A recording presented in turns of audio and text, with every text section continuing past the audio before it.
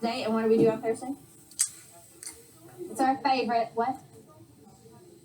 We are still on week 5. Yes. Week 5 is this week. Week 6 will be next week. Yes, Amber?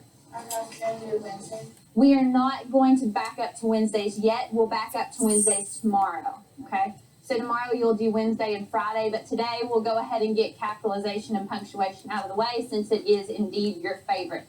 So go ahead and take a minute and do your DGP, and I'll get it on the board, and then we will work through it together, okay?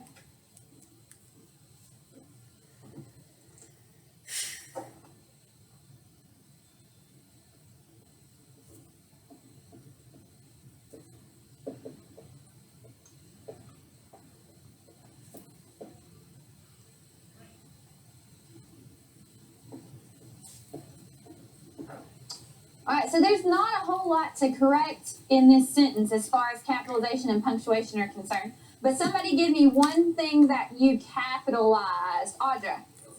The H in he should indeed be capitalized because it is indeed the first word of our sentence. So we will capitalize the H in he. Is there anything else I need to do to this? What do you think, Megan? The period at the end of the sentence. Oh, so I put it there for you, and we'll put it there again. Okay? Anything else? What do you think, Amber? There is not actually a comma in this sentence. This is all that we have to do, okay? So, the reason for that, you said a comma after bunk. So, you were breaking it up into, he lay down on a wide bunk, comma, that stretched across the end of the room. So, you were breaking apart those two clauses with a comma. And we don't do that because, let me ask you this, do we have a conjunction anywhere? Do you remember how last week we had to use a comma with our fanboys conjunction? Well, we don't have that in this sentence, so we don't actually have to use a comma. So this is all we have to do. Period at the end, H, capital H in he. We good? We clear? Give me a double thumbs up. If you're like, Miss Blue, what are you doing? I don't understand this. You know what to do. If you kind of get it. Is anybody kind of struggling? Oh, we're good with capitalization punctuation. All right, so somebody tell me, what have we talked about the last few days in lab? Let's do our little review. What have we talked about the last few days in lab? It's a word that is often confused with the word illusion, and remember we talked about illusions and magic, but it does not start with an I, it starts with an A, and what is it, Gabby? Illusion with an A. All right, so we talked about illusions, and somebody give me a definition of what an illusion is.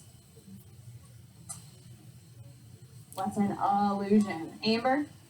Kind of a comparison between an object and another object. Okay, kind of.